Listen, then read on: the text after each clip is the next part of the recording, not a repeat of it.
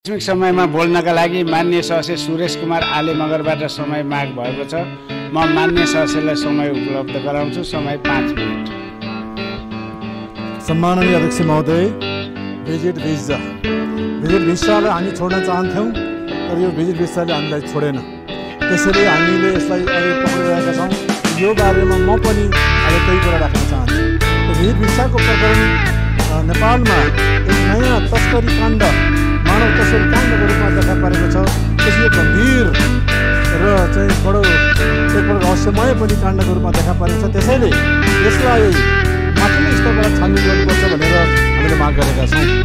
यसै सन्दर्भमा हाम्रो माननीय गृहमन्त्रीज्यू, अस्ति नै मैले भनेको थिएँ, मेरो पुरानो मित्र हुनुहुन्छ, इमान्दार हुनुहुन्छ, नैतिकवान पनि हुनुहुन्छ।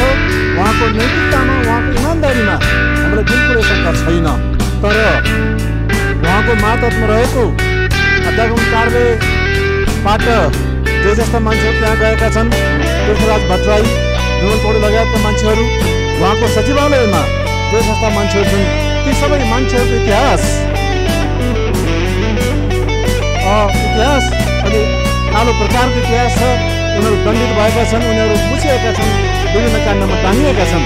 त्यस्तो मान्छे नै माननीय गृहमन्त्रीज्यूको छनौटमा किन पर्यो?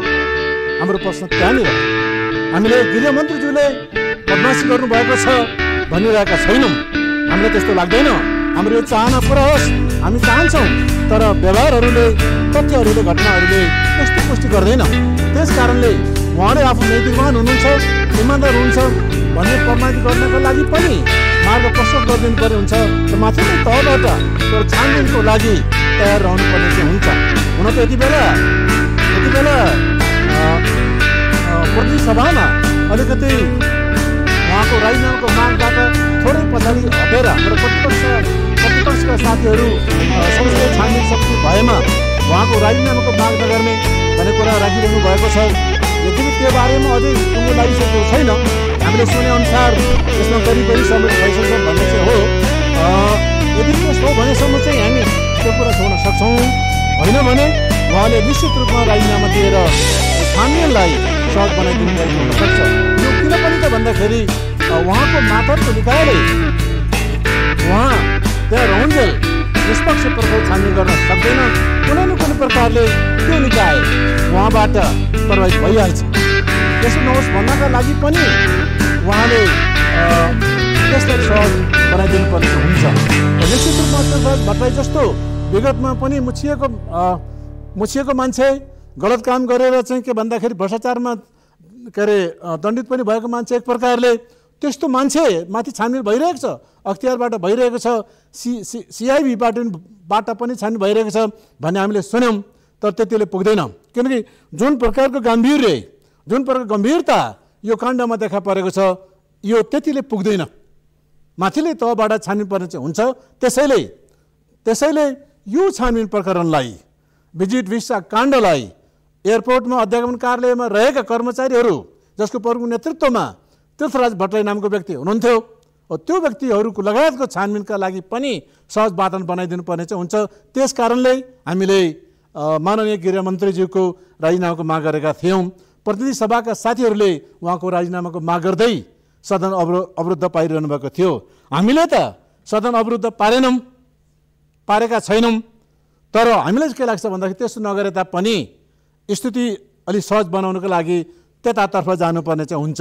त्यसैले सम्माननीय अध्यक्ष महोदय, यो धेरै दिन भइसक्यो। बजेट 2082-83 आर्थिक वर्षको बजेट प्रस्तुत भइसकेको छ। त्यो बारेमा छलफल गर्नुपर्ने चाहिँ हुन्छ। हामीले त त्यो रोकेका छैनौँ। हाम्रोमा त करि छलफल हामीले सकिसक्यौँ। यो हाम्रो राष्ट्रिय सभामा त्यो बारेमा छलफल हामीले रोकिसक्यौँ र अब माननीय अर्थमन्त्रीज्यूले, उप प्रधानमन्त्री तथा अर्थमन्त्रीज्यूले जवाब दिने पालो रहेको छ। तर प्रतिनिधि सभामा सबै गतिविधिहरू, सबै प्रक्रियाहरू अवरुद्ध छन्। त्यसैले यो सबै प्रक्रियालाई सुचारू गर्नका लागि पनि र भ्रष्टाचार मुछिएका व्यक्तिहरू, माननीय गृहमन्त्रीज्यूकै सचिवालयका व्यक्तिहरू उहाँकै छनौटमा परेर निश्चित रूपमा कुन मान्छेले कताबाट पृथ्वीराज भट्टराईले बोलायो भन्ने कुरा चाहिँ छ। जे जस्तो भए तापनि एयरपोर्टमा त उहाँले पठाउनु भयो नि त। त्रिभुवन विश्वविद्यालय अध्यागमन कार्यालयमा त उहाँले पठाउनु भयो। अन्ततिरबाट त्यहाँ चाहिँ उहाँले छानेर ल्याउनु भयो। यी सबै कारणले गर्दाखेरि माननीय गृहमन्त्रीज्यूले त्यसको लागि अध्ययन अनुसन्धानका लागि छानबिनका लागि मार्ग प्रशस्त गरिदिनुपर्ने हुन्छ। त्यसो भएन भने यो छानबिन समितिको आवश्यकता अपरिहार्य छ भन्ने कुरा राख्न चाहन्छु। धन्यवाद।